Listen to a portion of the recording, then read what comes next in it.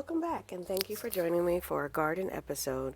Today's garden episode is actually not about what I'm doing in the garden, but additions to the farm. I got some new chicks, and here I am looking at the electrolytes I'm going to put into their water once I put them into their cage. They've been traveling for an additional day. Usually they come overnight. Mine came 2 days later. So I want to make sure they get off to the best start since they're not shipped with any food or water in the container.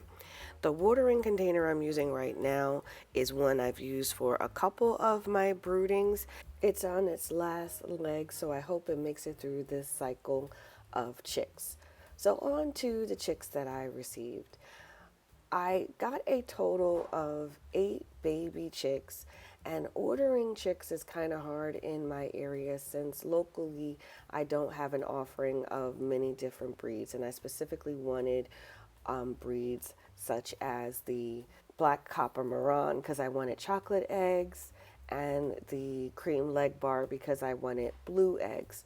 I also got a silver laced Plymouth Rock because I thought that the feather of the adult bird had an interesting pattern to them, which is pictured right at the bottom.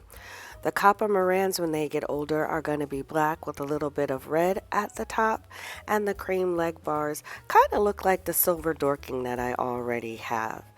What I'm doing with the chicks was dipping their beaks in the water to make sure that they know where their water source is before letting them free roam. Surprisingly enough, they were pretty energetic for having spent 2 days in transit.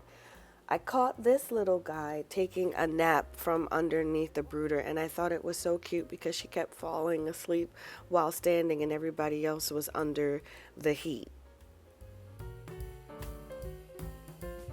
Today on the farm, I'm introducing my new chicks. I have 8 chickens. I have 3 of the black copper Maran, which will lay a dark chocolate egg.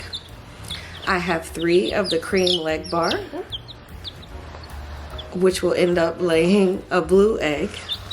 And then I have a silver penciled Plymouth Rock that's going to be a brown egg layer. I have 8 in total, but not all 8 of them are for me. I have to replace some of my chickens that have unfortunately passed away over the past few years of chicken keeping, but I do want to keep you updated on what's going on. These guys are about a week old now, and they're growing and pooping all over the place. So I'll let you know what happens with them.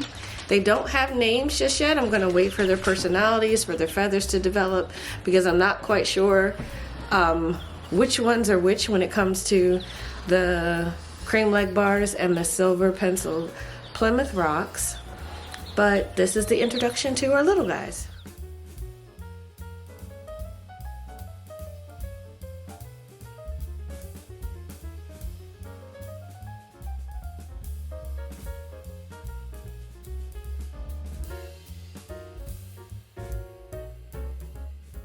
The chicks are now 2 weeks old, and they're starting to get the feathers on their wings.